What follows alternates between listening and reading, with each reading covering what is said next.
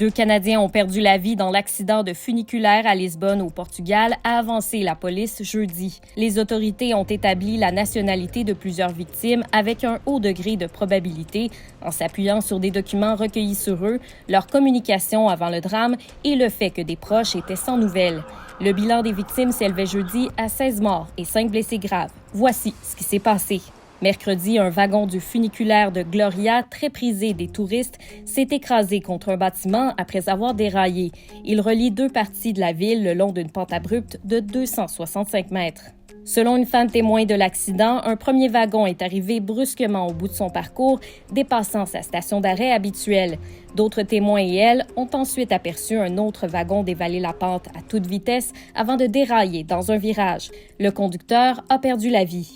Parmi la vingtaine de blessés, on retrouve entre autres un Canadien et un enfant de 3 ans. Les causes de l'accident ne sont pas encore connues.